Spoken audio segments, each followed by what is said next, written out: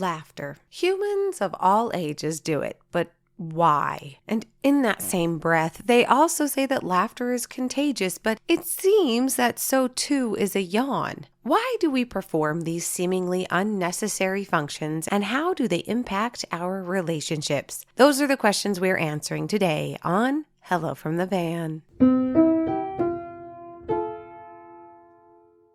Let's start with the laughter. A baby as young as 3 months old can do it. It is universal. Every culture and language has laughter. Animals do it, like chimpanzees have been known to laugh together in groups. But again, why do we do it? We wouldn't die if we never laughed again, but what does it do for us? Would you be surprised to know that scientists have done a lot of research over a lot of years about the science of laughter? And in all of that research, they have discovered that we are 30 times more likely to laugh if we are with someone else than if we are on our own. Scientists have also discovered that we laugh most when we can see and hear someone, even if it's on a computer, compared to just voiced or text interactions. We also know that laughter is highly behaviorally contagious, meaning if one person does it, you can't help but join in. And finally, one of the most interesting facts about laughter is that we laugh more than we know that we do. Scientists have studied over and over and over again rates of laughter and found that people regularly underreport how much they are laughing in their everyday lives. If asked, when did you laugh? You might just say, oh, well, when I heard a funny joke. When, under observation, we've discovered that people laugh at a lot of things, situations, their own thoughts, other people's conversations. We laugh a lot more than we're aware of. It's been said that laughter is the best medicine. However, scientists know that it takes more than just a little giggle to heal a lot of situations. But why is laughter is the best medicine an old adage? Because before a lot of painkillers, a laugh was a great way to deal with tension, pain, and stress. Laughter triggers the brain to release endorphins. These are the body's natural feel-good chemicals, and they can temporarily relieve pain. Laughter also improves blood vessel function and blood flow, protecting your heart,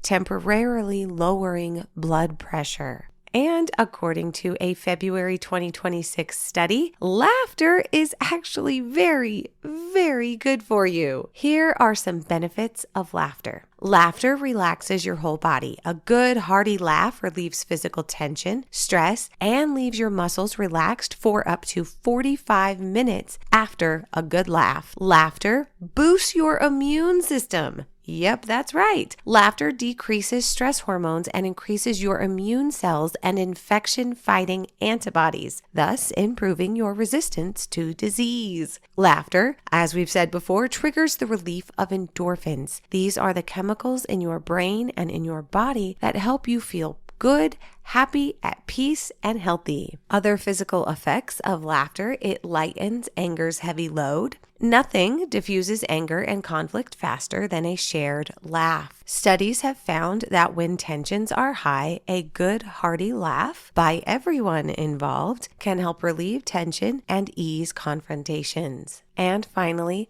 laughter may help you live longer. A study in Norway found that people with a strong sense of humor outlived those who don't laugh as much. The difference was particularly notable for those battling cancer. So those are the physical benefits of laughter. It boosts immunity, lowers our stress, decreases pain, relaxes our muscles. It helps prevent heart disease. It's actually very healthy to laugh and to laugh regularly. But what about the social side of laughter? Why do we tend to laugh in groups, and why do our laughs change when we are around those that we love and trust? Evolutionarily speaking, laughter is a signal of connection, and it plays an important part in human survival. Upon meeting a stranger, we want to know, do you have bad intentions for me? Are you going to hurt me? Are you a good person? Are you a good witch or a bad witch? Well, laughter is one of the ways that we determine that. laughter serves a social function. It's a way for us to signal to each other that we wish to connect in a positive way. In fact, in a study of thousands of examples of laughter, the speakers in a conversation were found to be 46% more likely to laugh than the listeners. And to round it out, here are some other interesting facts about laughter. Other animal species can laugh, each in their own way. Laughing creates bonds between those doing the laughing. While all cultures and languages laugh, each culture is unique in what they find funny. I personally have lived all over the world, and while I was living in Eastern Europe, I was shocked to know that they don't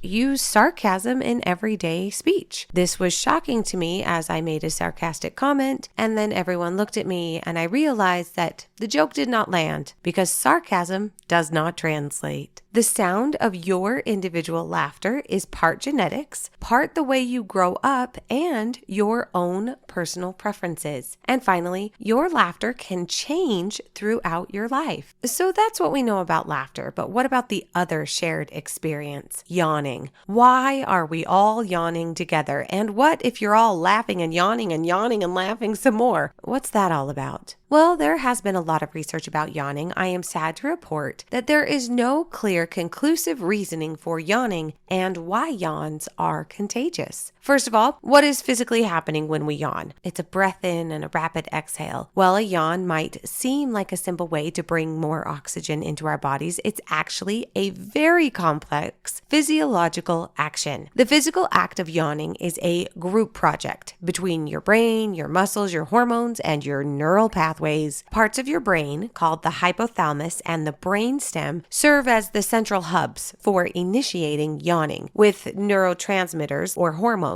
like dopamine, serotonin, and oxytocin helping the process. Basically, the physical act of yawning is a manifestation of what is neurologically happening in your brain. It's kind of like when you're sad or in pain, you'll cry and you will cry physical tears. Well, when your brain is flooded with a certain combination of chemicals, the result is a physical yawn. The group effort between motor pathways and nerves of your brain is a physical yawn. It used to be that most people thought that yawning came first, and then the release of hormones came as a result of the physical action of yawning. New research is showing that it's actually the other way around. Those chemicals that I talked about, oxytocin, serotonin, flood your brain first, and then you yawn. But if it's all based on chemicals and hormones, why, when I see someone else yawn, do I suddenly yawn? Well, before we get to that, we need to talk about the history of yawn research. It's a lot. While there are new studies about yawning, I wanted to get to the bottom of how long humans have been talking about this phenomenon. I did a lot of digging. There are writings dating all the way back to the 1600s that talk about theories and research around yawning. There are scholarly papers written in the 18 and 1900s that we still have access to today that talk about yawning and theories around it. Humans have been fascinated by the yawn for hundreds, if not thousands of years. In the late 20th century, studies demonstrated that contagious yawning is not only observed in humans, but also in other social animals, such as chimpanzees and dogs, suggesting an evolutionary basis for the behavior. Much like laughter,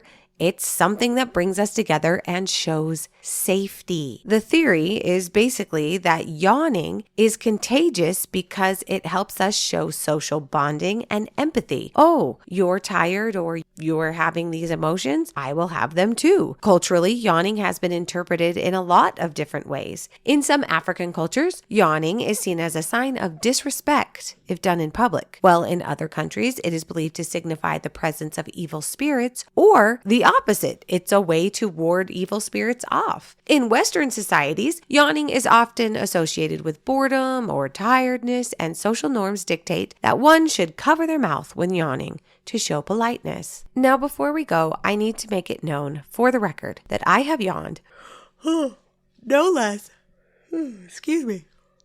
no less than 100 times in the days that I have been prepping this episode.